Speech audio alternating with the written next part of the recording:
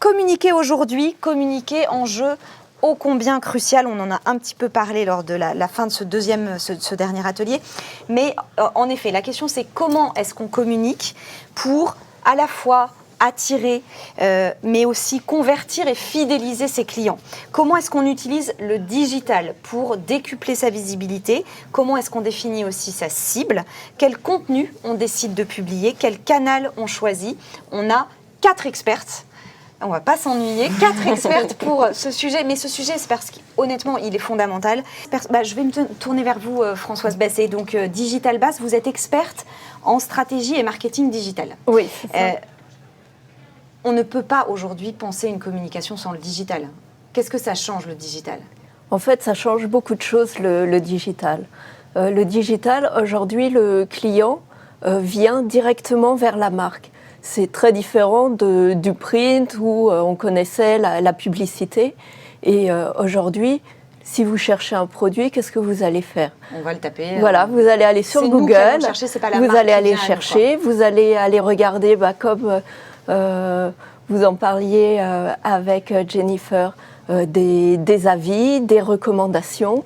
Donc on s'aperçoit que là, intervient en effet les moteurs de recherche, intervient les réseaux sociaux, intervient le site web. Donc il faut une stratégie multicanale, c'est indispensable aujourd'hui quand on communique. C'est ça, il faut une stratégie multicanale. Alors c'est quelque chose qui peut en effet faire peur parce qu'on se dit mais où est-ce qu'il faut que je sois?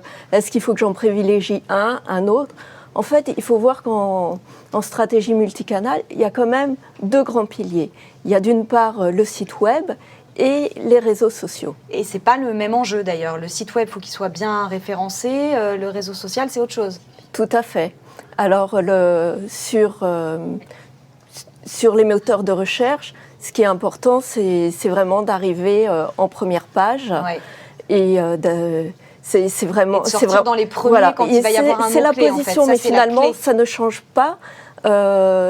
C'est un petit peu le même problème que dans le monde physique. Quand on a une boutique dans le monde physique, ce qu'il faut, c'est qu'elle soit bien placée. Ouais, qu'il y ait du trafic, exactement. qu'il y ait du passage. Et votre site web, c'est la même chose. Et en fait. sur le qu'il site soit web, bien placé dans le moteur de recherche. Il faut qu'il arrive en haut du moteur de recherche. Et vous me confirmez, même à l'heure des réseaux sociaux, il faut un site web.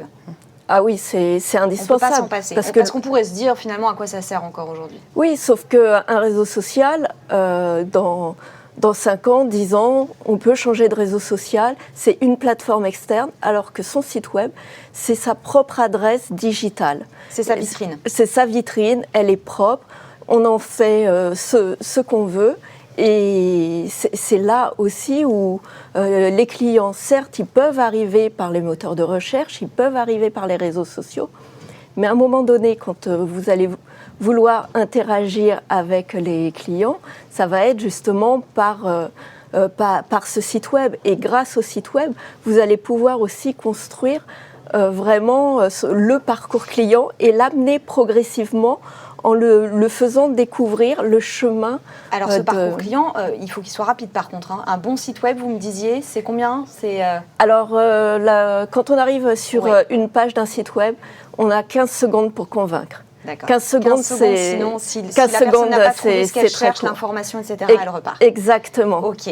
Et surtout que 15 secondes, c'est pas le moment de parler de son offre, mais vraiment de bien voir quels sont les points clés qui vont intéresser ce qui va pouvoir un client. en fait susciter ensuite l'interaction. Oui, tout à fait.